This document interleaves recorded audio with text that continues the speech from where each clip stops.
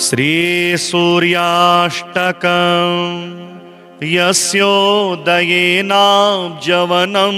प्रसन्नं प्रीतो भवत्याशुरथाङ्गवर्गः गावो मृगास्समुदिताश्चरन्ति मार्ताण्डमाकाशमणिं तमीडे आशः समस्ता मुदिता भवन्ति गाढं तमोद्योर्विजहाति विश्वक ग्राम्या जनः कर्मणि सम्प्रवृत्तः मार्तण्डमाकाशमणिं तमीडे स्वाहा स्वदाकारवं द्विजेन्द्रः कुर्वन्ति कुत्रापि च वेदपाठं पान्था मुदा सर्वदिशो व्रजन्ति मार्तण्डमाकाशमणिं तमीडे देवालये क्वापि नराश्च नार्यः पुष्पादिभिर्देववरं यजन्ति गायन्ति नृत्यन्ति नमन्ति भक्त्या मार्तण्डमाकाशमणिं तमीडे छात्रः सतीर्थे रथवा वयस्यः सार्धं हसन्तो निकटं गुरूणां गच्छन्ति विद्याध्ययनाय शीघ्रं मार्तण्डमाकाशमणिं तमीडे शीतार्तदेहा मनुजः प्रसन्नः कुर्वन्ति कार्याणि समीहितानि विद्यां यथा प्राप्य विदः प्रभग्ना मार्ताण्डमाकाशमणिं तमीडे येनेहि कामोऽस्मिककार्यजातं देवादिसन्तोषकरं विभाति योऽसौ विवस्वान् सकलार्थदाता मार्ताण्डमाकाशमणिं तमीडे ब्रह्मेश हर्यादि समस्तदवाः श्रुताहिनो चाक्षुषगोचरास्ते साक्षादसौ दृष्टिपुरागतो यो मार्ताण्डमाकाशमणिं तमीडे सूर्याष्टकमिदं पुण्यं ध्यात्वा सूर्यं पठेद्यदि रोगाः सर्वे विनश्यन्ति नूनं सूर्यप्रसादतः यस्योदयेनाब्जवनं प्रसन्नं प्रीतो भवत्याशुरथाङ्गवर्गः गावो मृगास्समुदिताश्चरन्ति मार्ताण्डमाकाशमणिं तमीडे आशः समस्ता मुदिता भवन्ति गाढं तमोद्योर्विजहाति विश्वक ग्राम्या जनः कर्मणि सम्प्रवृत्तः मार्तण्डमाकाशमणिं तमीडे स्वाहा स्वदाकारवं द्विजेन्द्रः कुर्वन्ति कुत्रापि च वेदपाठं पान्था मुदा सर्वदिशो व्रजन्ति मार्तण्डमाकाशमणिं तमीडे देवालये क्वापि नराश्च नार्यः पुष्पादिभिर्देववरं यजन्ति गायन्ति नृत्यन्ति नमन्ति भक्त्या मार्तण्डमाकाशमणिं तमीडे छात्रः सतीर्थे रथवा वयस्यः सार्धं हसन्तो निकटं गुरूणां गच्छन्ति विद्याध्ययनाय शीघ्रं मार्तण्डमाकाशमणिं तमीडे शीतार्तदेहा मनुजः प्रसन्नः कुर्वन्ति कार्याणि समीहितानि विद्यां यथा प्राप्य विदः प्रभग्ना मार्ताण्डमाकाशमणिं तमीडे येनेहि कामोऽस्मि ककार्यजातं देवादिसन्तोषकरं विभाति योऽसौ विवस्वान् सकलार्थदाता मार्ताण्डमाकाशमणिं तमीडे। ब्रह्मेश हर्यादिसमस्तदवाः श्रुताहिनो चाक्षुषगोचरास्ते साक्षादसौ दृष्टिपुरागतो यो मार्ताण्डमाकाशमणिं तमीडे। सूर्याष्टकमिदं पुण्यं ध्यात्वा सूर्यं पठेद्यदि रोगाः सर्वे विनश्यन्ति नूनं सूर्यप्रसादतः। यस्योदयेनाब्जवनं प्रसन्नं प्रीतो भवत्याशुरथाङ्गवर्गः गावो मृगासमुदिताश्चरन्ति मार्ताण्डमाकाशमणिं तमीडे। आशाः समस्ता मुदिता भवन्ति गाढं तमोद्योर्विजहाति विश्वक ग्राम्या जनाः कर्मणिसम्प्रवृत्ताः मार्तण्डमाकाशमणिं तमीडे। स्वाहा स्वदाकारवं द्विजेन्द्रः कुर्वन्ति कुत्रापि च वेदपाठं पान्था मुदा सर्वदिशो व्रजन्ति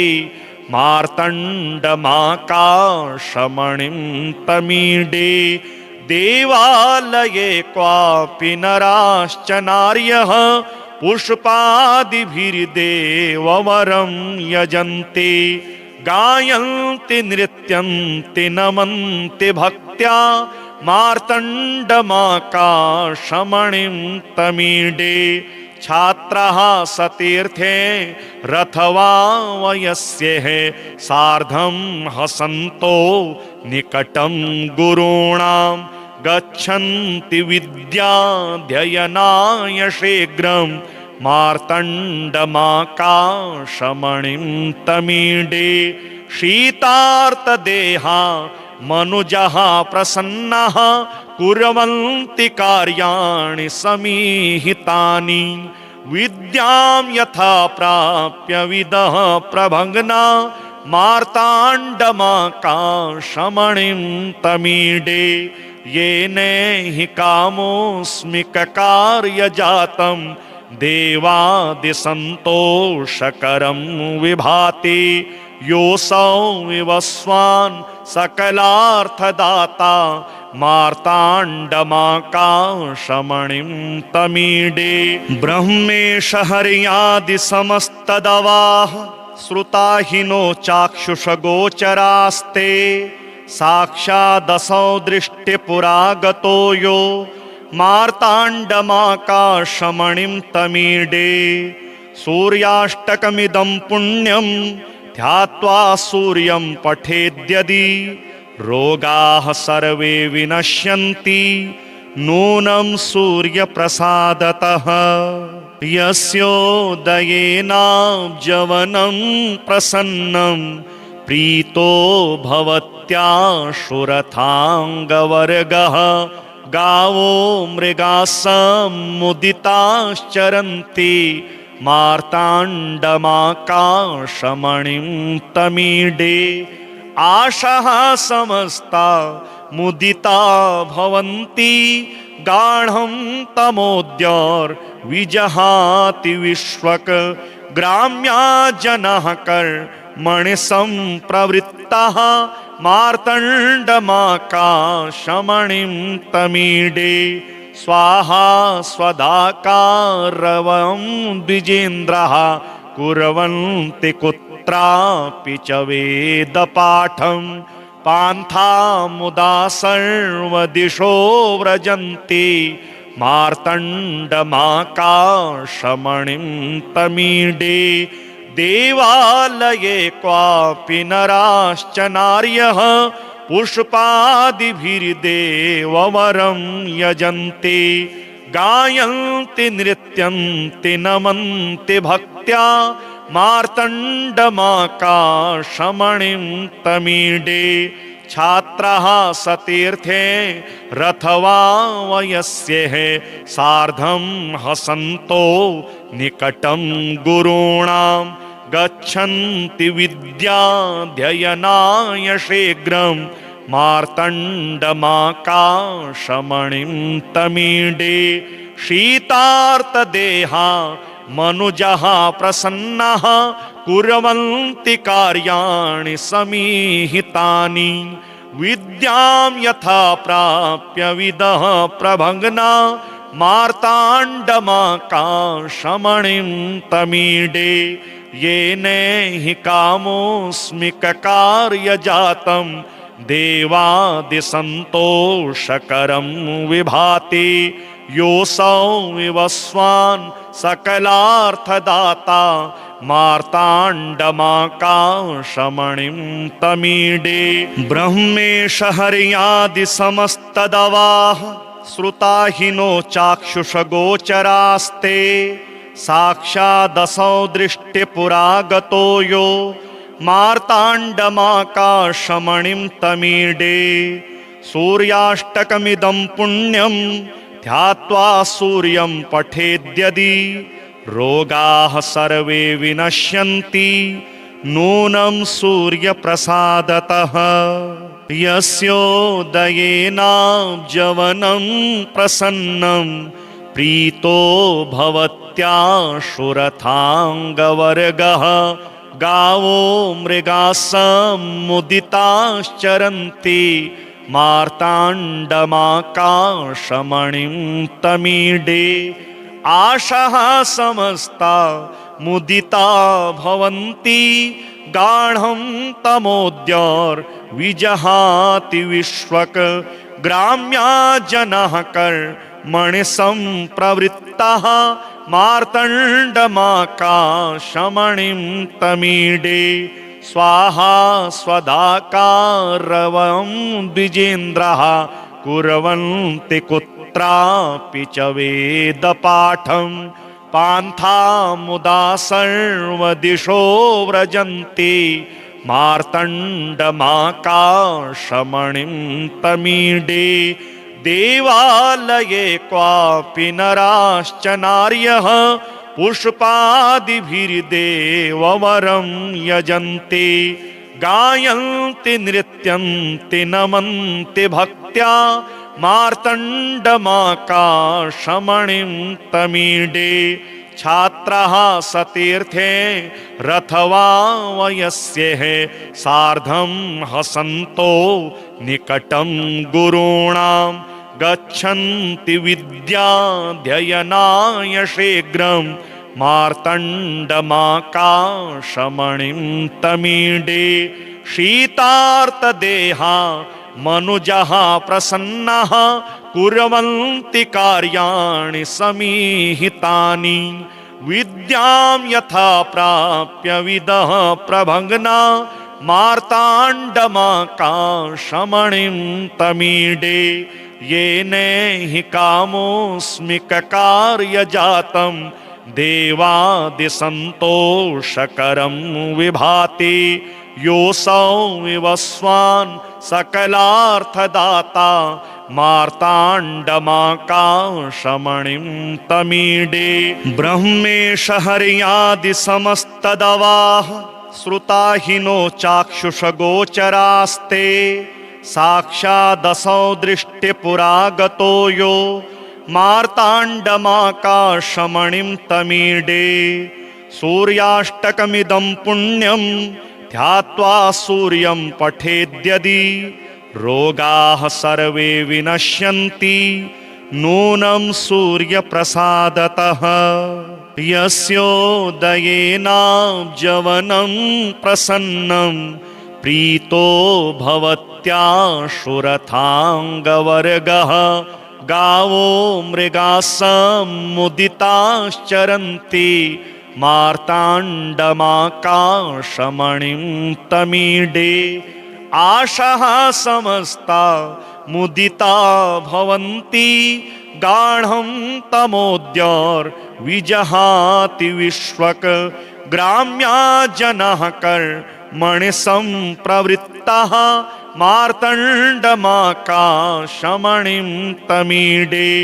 स्वाहा स्वदाकारवं द्विजेन्द्रः कुर्वन्ति कुत्रापि च वेदपाठं पान्था मुदा सर्वदिशो व्रजन्ति मार्तण्डमाकाशमणिं तमीडे देवालये क्वापि नराश्च नार्यः पुष्पादिभिर्देववरं यजन्ति गायन्ति नृत्यन्ति नमन्ति भक्त्या मार्तण्डमाकाशमणिं तमीडे छात्रः सतीर्थे रथवा वयस्यः सार्धं हसन्तो निकटं गुरूणां गच्छन्ति विद्याध्ययनाय शीघ्रं मार्तण्डमाकाशमणिं तमीडे शीतार्तदेहा मनुजः प्रसन्नः कुर्वन्ति कार्याणि समीहितानि विद्यां यथा प्राप्य विदः प्रभग्ना मार्ताण्डमाकाशमणिं तमीडे येन हि कामोऽस्मिककार्यजातं देवादिसन्तोषकरं विभाति योऽसौ विवस्वान् सकलार्थदाता मार्ताण्डमाकाशमणिं तमीडे ब्रह्मेश हर्यादि समस्तदवाः श्रुताहिनो चाक्षुषगोचरास्ते साक्षादसौ दृष्टिपुरागतो यो मार्ताण्डमाकाशमणिं तमीडे सूर्याष्टकमिदं पुण्यं ध्यात्वा सूर्यं पठेद्यदि रोगाः सर्वे विनश्यन्ति नूनं सूर्यप्रसादतः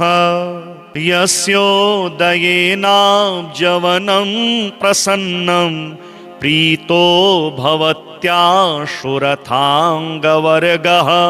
गावो मृगाः समुदिताश्चरन्ति मार्ताण्डमाकाशमणिं तमीडे आशाः समस्ता मुदिता भवन्ति गाढं तमोद्योर्विजहाति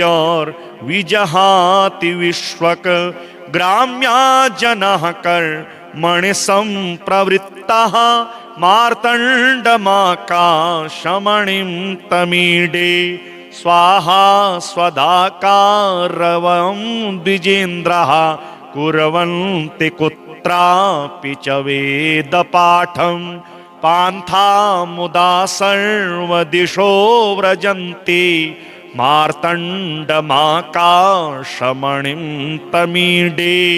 देवालये क्वापि नराश्च नार्यः पुष्पादिभिर्देववरं यजन्ति गायन्ति नृत्यन्ति नमन्ति भक्त्या मार्तण्डमाकाशमणिं तमीडे छात्रः सतीर्थे रथवा वयस्यः सार्धं हसन्तो निकटं गुरूणां गच्छन्ति विद्याध्ययनाय शीघ्रं मार्तण्डमाकाशमणिं तमीडे शीतार्तदेहा मनुजः प्रसन्नः कुर्वन्ति कार्याणि समीहितानि विद्यां यथा प्राप्य विदः प्रभग्ना मार्ताण्डमाकाशमणिं तमीडे येन हि कामोऽस्मिककार्यजातं देवादिसन्तोषकरं विभाति योऽसौ विवस्वान् सकलार्थदाता मार्ताण्डमाकाशमणिं तमीडे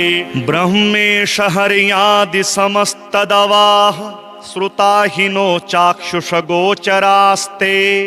साक्षादसौ दृष्टिपुरागतो यो मार्ताण्डमाकाशमणिं तमीडे सूर्याष्टकमिदं पुण्यं ध्यात्वा सूर्यं पठेद्यदि रोगाः सर्वे विनश्यन्ति नूनं सूर्यप्रसादतः। यस्योदयेनाब्जवनं प्रसन्नं प्रीतो भवत्याशुरथाङ्गवर्गः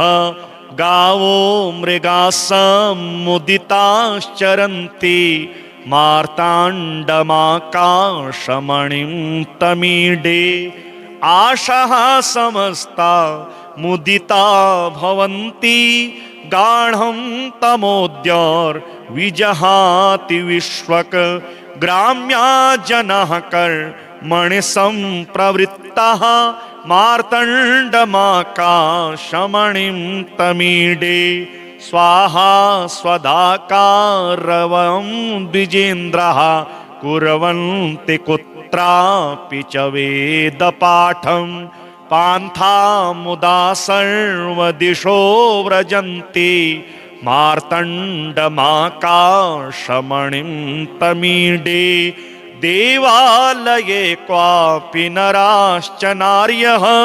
पुष्पादिभिर्देववरं यजन्ति गायन्ति नृत्यन्ति नमन्ति भक्त्या मार्तण्डमाकाशमणिं तमीडे। छात्राः सतीर्थे रथवा वयस्येः सार्धं हसन्तो निकटं गुरूणां गच्छन्ति विद्याध्ययनाय शीघ्रं मार्तण्डमाकाशमणिं तमीडे। शीतार्तदेहा मनुजः प्रसन्नः कुर्वन्ति कार्याणि समीहितानि विद्यां यथा प्राप्य विदः प्रभग्ना मार्ताण्डमाकाशमणिं तमीडे। येनेहि कामोऽस्मि ककार्यजातं देवादिसन्तोषकरं विभाति योऽसौ विवस्वान् सकलार्थदाता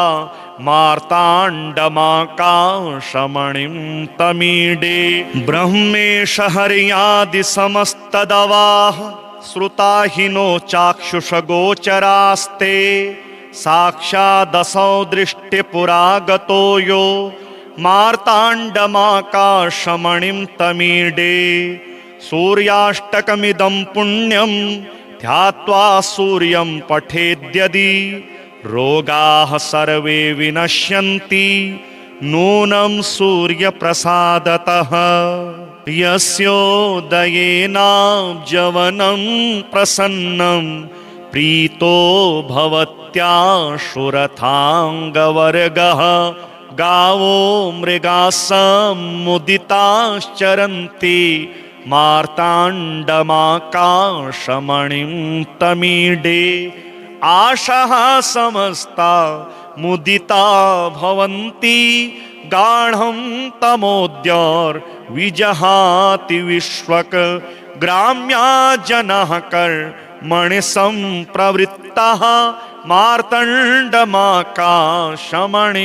तमीडे। स्वाहा स्वदाकारवं द्विजेन्द्रः कुर्वन्ति कुत्रापि च वेदपाठं पान्था मुदा सर्वदिशो व्रजन्ति मार्तण्डमाकाशमणिं तमीडे। देवालये क्वापि नराश्च नार्यः पुष्पादिभिर्देववरं यजन्ति गायन्ति नृत्यन्ति नमन्ति भक्त्या मार्तण्डमाकाशमणिं तमीडे। छात्राः सतीर्थे रथवा वयस्येः सार्धं हसन्तो निकटं गुरूणां गच्छन्ति विद्याध्ययनाय शीघ्रं मार्तण्डमाकाशमणिं तमीडे। शीतार्तदेहा मनुजः प्रसन्नः कुर्वन्ति कार्याणि समीहितानि विद्यां यथा प्राप्य विदः प्रभङ्गना मार्ताण्डमाकाशमणिं तमीडे येन हि कामोऽस्मि ककार्यजातं देवादिसन्तोषकरं विभाति योऽसौ विवस्वान् सकलार्थदाता मार्ताण्डमाकाशमणिं तमीडे ब्रह्मेश हर्यादिसमस्तदवाः श्रुता हि नो चाक्षुषगोचरास्ते साक्षादसौ दृष्टिपुरागतो यो मार्ताण्डमाकाशमणिं तमीडे सूर्याष्टकमिदं पुण्यं ध्यात्वा सूर्यं पठेद्यदि रोगाः सर्वे विनश्यन्ति नूनं सूर्यप्रसादतः यस्योदयेनाब्जवनं प्रसन्नं प्रीतो भवत्याशुरथाङ्गवर्गः गावो मृगाः समुदिताश्चरन्ति मार्ताण्डमाकाशमणिं तमीडे आशाः समस्ता मुदिता भवन्ति गाढं तमोद्योर्विजहाति विश्वक ग्राम्या जनाः कर्मणि सम्प्रवृत्ताः मार्ताण्डमाकाशमणिं तमीडे स्वाहा स्वदाकारवं द्विजेन्द्रः कुर्वन्ति कुत्रापि च वेदपाठं पान्था मुदा सर्वदिशो व्रजन्ति मार्ताण्डमाकाशमणिं तमीडे देवालये क्वापि नराश्च नार्यः पुष्पादिभिर्देववरं यजन्ति गायन्ति नृत्यन्ति नमन्ति भक्त्या मार्ताण्डमाकाशमणिं तमीडे छात्राः सतीर्थे रथवा वयस्यः सार्धं हसन्तो निकटं गुरूणां गच्छन्ति विद्याध्ययनाय शीघ्रं मार्ताण्डमाकाशमणिं तमीडे शीतार्तदेहा मनुजः प्रसन्नः कुर्वन्ति कार्याणि समीहितानि विद्यां यथा प्राप्य विदः प्रभङ्गना मार्ताण्डमाकाशमणिं तमीडे येन हि कामोऽस्मि ककार्यजातं देवादिसन्तोषकरं विभाति योऽसौ विवस्वान् सकलार्थदाता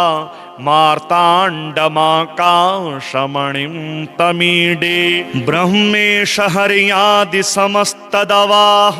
श्रुता हि नो चाक्षुषगोचरास्ते साक्षादसौ दृष्टिपुरागतो यो मार्ताण्डमाकाशमणिं तमीडे सूर्याष्टकमिदं पुण्यं ध्यात्वा सूर्यं पठेद्यदि रोगाः सर्वे विनश्यन्ति नूनं सूर्यप्रसादतः यस्योदयेनाब्जवनं प्रसन्नं प्रीतो भवत्याशुरथाङ्गवर्गः गावो मृगाः समुदिताश्चरन्ति मार्ताण्डमाकाशमणिं तमीडे आशाः समस्ता मुदिता भवन्ति गाढं तमोद्योर्विजहाति विश्वक ग्राम्या जनाः कर्मणि सम्प्रवृत्ताः मार्ताण्डमाकाशमणिं तमीडे स्वाहा स्वदाकारवं द्विजेन्द्रः कुर्वन्ति कुत्रापि च वेदपाठं पान्था मुदा सर्वदिशो व्रजन्ति मार्ताण्डमाकाशमणिं तमीडे देवालये क्वापि नराश्च नार्यः पुष्पादिभिर्देववरं यजन्ते गायन्ति नृत्यन्ति नमन्ति भक्त्या मार्तण्डमाकाशमणिं तमीडे छात्रः सतीर्थे रथवा वयस्यः सार्धं हसन्तो निकटं गुरूणां गच्छन्ति विद्याध्ययनाय शीघ्रं मार्तण्डमाकाशमणिं तमीडे शीतार्तदेहा मनुजः प्रसन्नः कुर्वन्ति कार्याणि समीहितानि विद्यां यथा प्राप्य विदः प्रभङ्गना मार्ताण्डमाकाशमणिं तमीडे येन हि कामोऽस्मिककार्यजातं देवादिसन्तोषकरं विभाति योऽसौ विवस्वान् सकलार्थदाता मार्ताण्डमाकाशमणिं तमीडे ब्रह्मेश हर्यादिसमस्तदवाः श्रुताहिनो चाक्षुषगोचरास्ते साक्षादसौ दृष्टिपुरागतो यो मार्ताण्डमाकाशमणिं तमीडे सूर्याष्टकमिदं पुण्यं ध्यात्वा सूर्यं पठेद्यदि रोगाः सर्वे विनश्यन्ति नूनं सूर्यप्रसादतः।